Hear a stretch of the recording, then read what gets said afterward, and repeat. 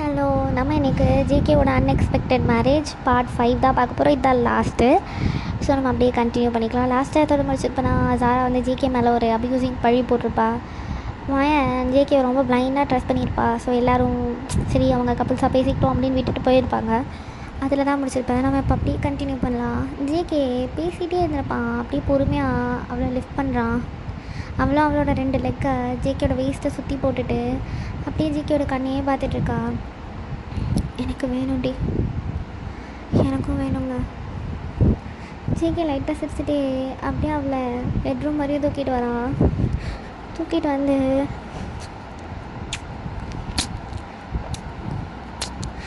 எனக்கு லைட்டு எனக்கு ஒன்று அப்படியே பார்க்கணும்டி, ஆன்லேயே இருக்கட்டும்.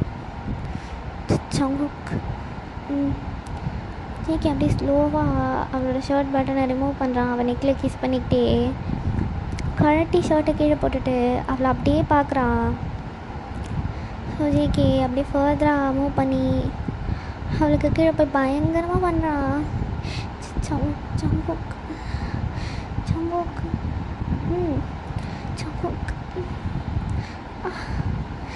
ஜேகே ஜேகே சங்குக்கா ஜங்குக்கா ஜங்குக்கா ஜேகே எப்படி இருக்கு? நல்லா இருக்கு சங்குக், நல்லா இருக்கா? ஜேகே அவளுக்கு அப்படியே ஒரு ஃபிங்கர் இன்சர்ட் பண்ணிவிட்டு அவளுக்கு மேலே பண்ணுறான். ஜேகே ஜேகே ஜேகே ஜேகே அப்படியே ஸ்லோவாக அவனோட ட்ரெஸ்ஸை அன்ட்ரெஸ் பண்ணிவிட்டு அவளுக்கு இன்சர்ட் பண்ணுறான். பயங்கரமாக பண்ணுறான். ஜேகே ஜேகே அப்படி தான் இன்னும் நல்லா மவுண்ட் பண்ணு. Vayan, you're so hot, Vayan. You're so wet. JK அப்படியே அந்த இடத்துல வச்சு லைட்டாக அவன் ஹிப்பை ரொட்டேட் பண்ணுறான். அவளுக்கு செம்மையாக இருக்குது. எனக்கு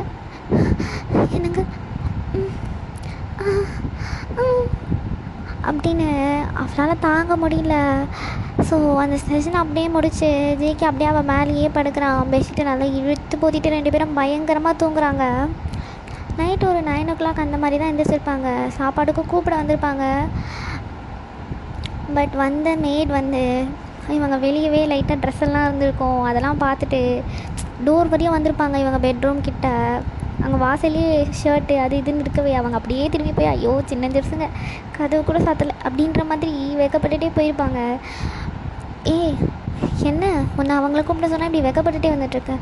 ஐயோ அதை வேறு ஏம்மா கேட்குறீங்க? ஏன் என்னாச்சு? பிள்ளைங்க கதவு கூட சாத்தலை. நீ போய் கூப்பிட்ருக்க வேணும். ஐயோ நீ போய் கூப்பிட்ருக்க வேண்டியது தானே. ஐயோம்மா நீங்கள் என்ன புரியலையா? கதவு கூட சாத்தாமல் ரெண்டும் ஐயோ ஒரே பெட்ஷீட்டுக்குள்ளே தூங்கிட்டு தான் இருக்காங்க. ஐயோ அந்த லேடி பொறுமையாக ஜேகேயோட அம்மாவோட காதுக்கிட்ட போயிட்டு இனிமேல் ட்ரெஸ் எல்லாம் ஃப்ளோரில் இருந்தது அப்படின்னு சொல்லிட்டு பின்னாடி வருவாங்க. ஜேகேயோட அம்மா அப்படியே ப்ளஸ் ஆகிட்டு போயிட்டாங்க. ஸோ ஒரு 9:30 ஆகுது. 2 பேரும் இப்போ தான் எழுந்திரிக்கிறாங்க. ஜேகே பசிக்குது, நான் எடுத்துகிட்டு வர சொல்லுவாங்க. ஆமாம் என்னால் அவ்வளோ தூரம்லாம் இப்போ வர முடியாது.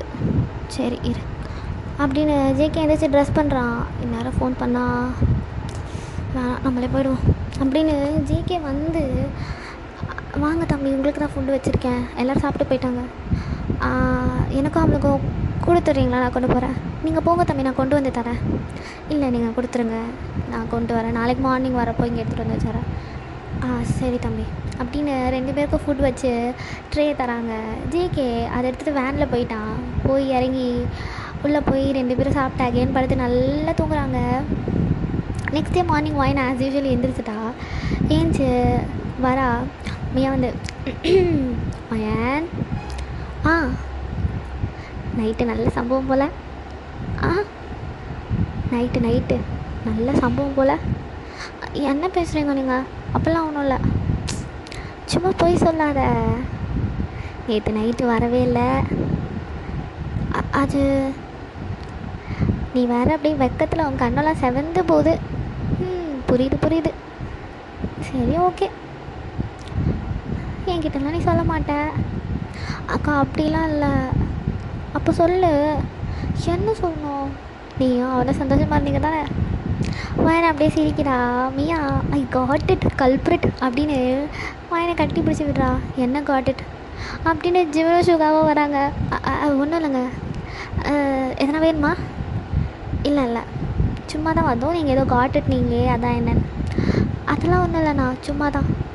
சரிம்மா சரிம்மா அப்படின்னு அவனுங்க போயிட்டானுங்க. இவளுங்க 2 பேரும் அகையும் வைக்கப்பட்டு சிரிக்கிறாங்க. ஏமியா நம்ம இன்றைக்கி பிரியாணி செய்யலாமா? சூப்பர் டி, எனக்கும் இங்கே வந்து இந்த நாக்கு சேர்த்து போன சாப்பாடை சாப்பிட்டு பிரியாணி வேணும்டி.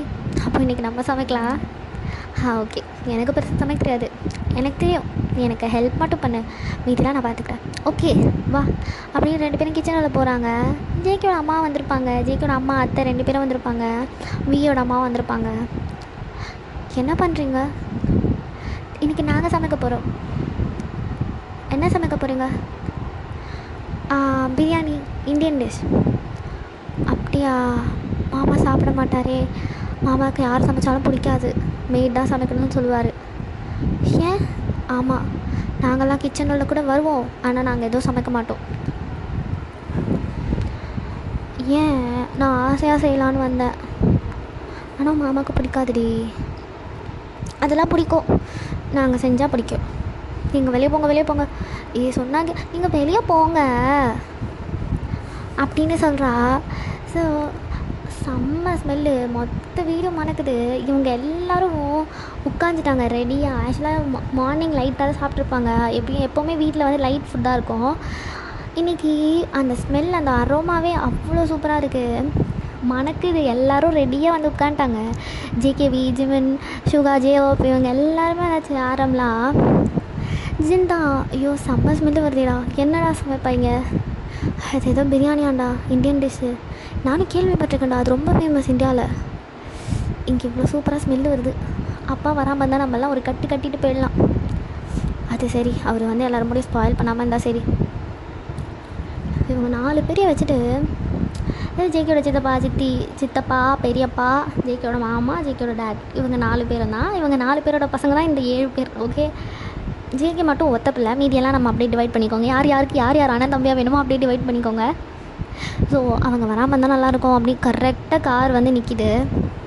4 கார் வந்து வரிசையாக நிற்கிது. 4 பேரை இறங்கி உள்ளே வராங்க. அவ்வளோதான், சொல்லி முடிஞ்சது.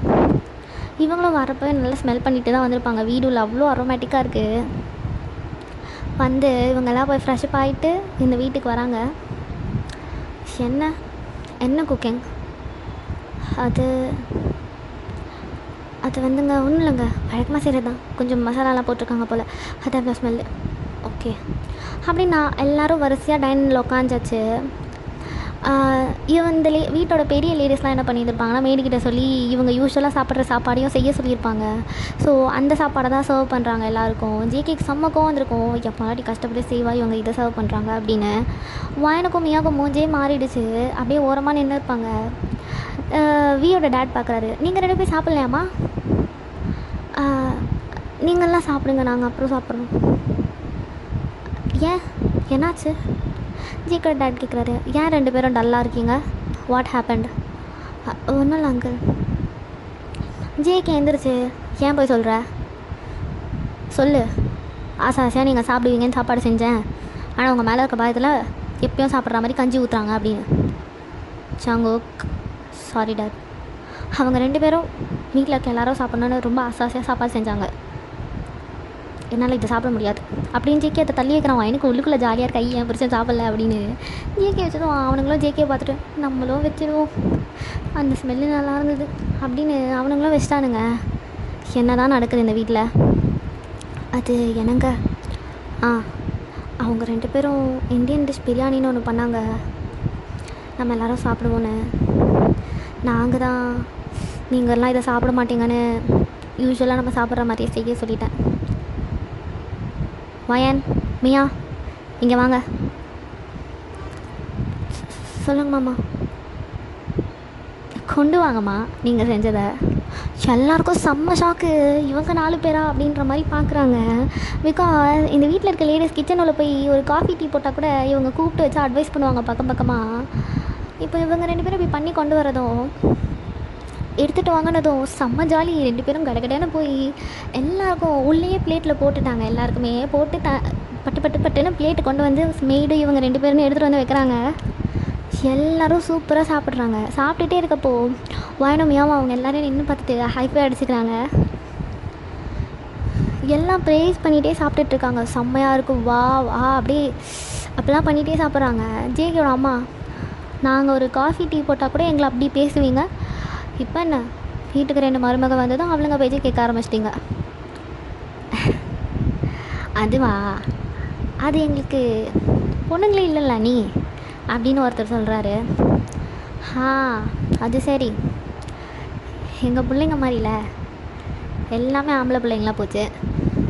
2 மகாலட்சுமி வந்திருக்குல்ல, அது எப்படி பிள்ளைங்க மனசை கஷ்டப்படுத்துறது அப்படின்னு சொல்கிறாங்க.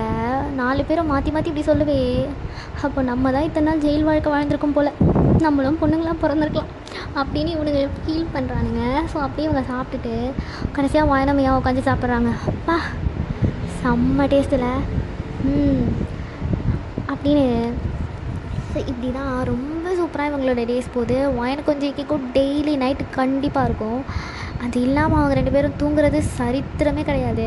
ஈவன் அவளுக்கு பீரியட்ஸ்னால் கூட ஜேகே அவளை ப்ளஷர் பண்ணணும்னு சும்மா கிஸ்ஸு லைட்டாக தடவுறது அந்த மாதிரிலாம் பண்ணிட்டு தான் தூங்குவான். ஸோ இப்படி தான் இவங்க டேஸஸ் போகும். வாயனோட கிராஜுவேஷன் டே வருது. கிராஜுவேஷன் முடிச்சு அந்த ஹாஸ்பிட்டல் சைடு இருக்க விஷயம் லைக் அந்த கரண்ட் எக்ஸிக்யூட்டிவ் அந்த ஒர்க் எல்லாத்தையுமே வந்து வாயன் கையில் கொடுத்துட்டாங்க.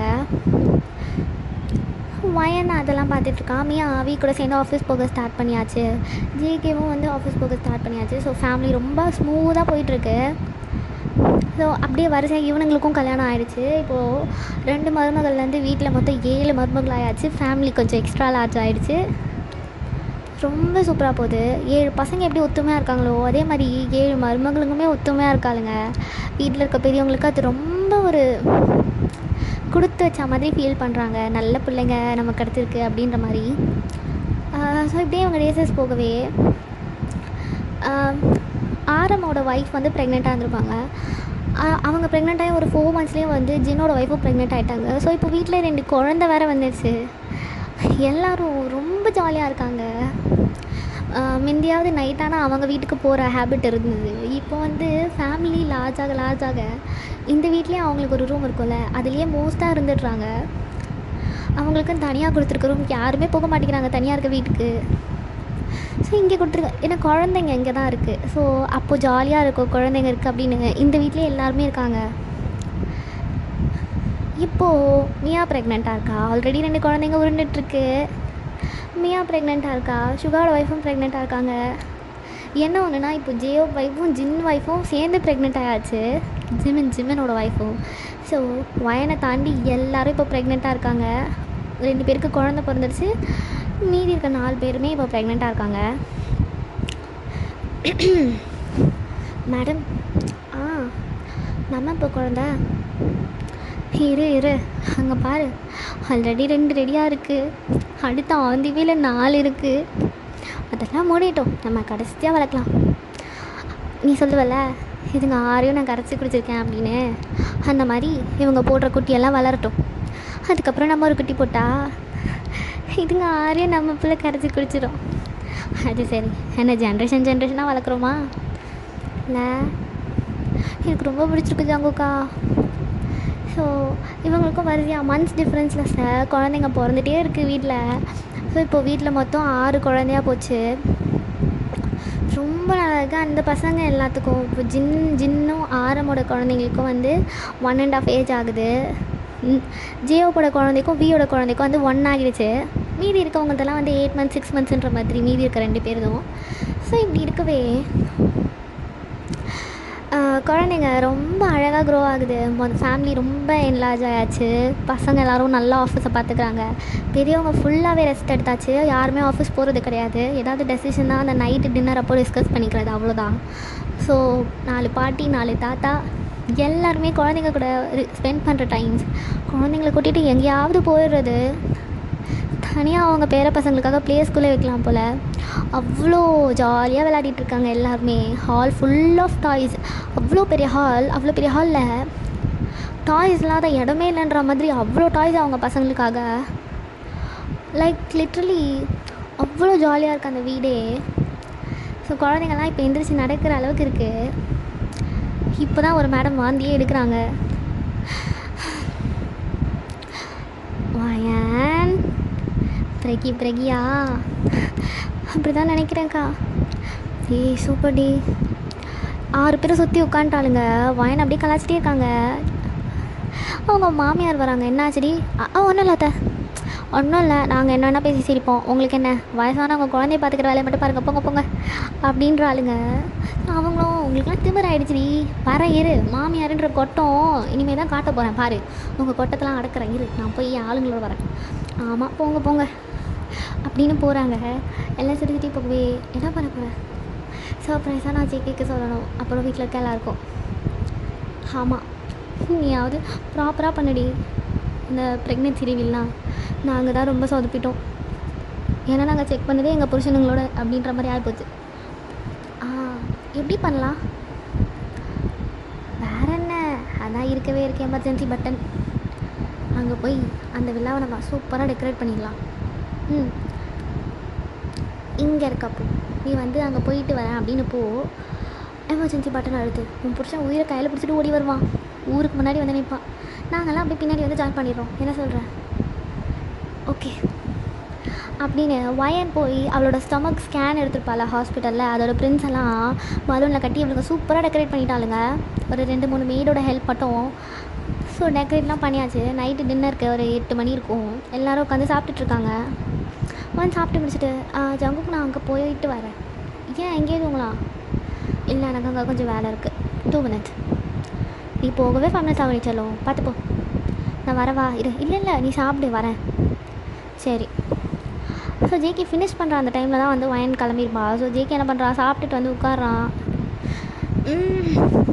சொல்லும் வந்துச்சுன்னா போய் தூங்கலாம், ஆளே காணுமே, பேசாமல் நம்மளே போவோமா அப்படின்னு இவங்க யோசிச்சுட்டு இருக்கவே அங்கேருந்து எமர்ஜென்சி அலாம் அடிக்குது. அவ்வளோதான். சாப்பிட்டுட்டு இருந்தவங்க சாப்பிட்டு முடிச்சு உட்காண்ட்ருந்தவங்க எல்லாம் பதறாங்க. ஜேகே அவ்வளோதான், ஆளே காணும், ஓட ஆரம்பிச்சிட்டான். எல்லோரும் பின்னாடி தான் வராங்க. செக்யூரிட்டிஸ் பாடி கார்ட்ஸ் கிட்டலாம் சொல்லியாச்சு அலாம் அடிக்கும், நீங்கள் யாரும் வரக்கூடாது அப்படின்னு. ஸோ ஃபேமிலி மெம்பர்ஸ் மட்டும்தான். எல்லோரும் ஓடுறாங்க. ஜேகே உள்ள அந்த மூச்சரைக்க அப்படியே அங்கே இருக்க அந்த பலூன் அந்த ஸ்கேனெல்லாம் பார்த்துட்டே மூச்சு வாங்கிட்டு இருக்கான்.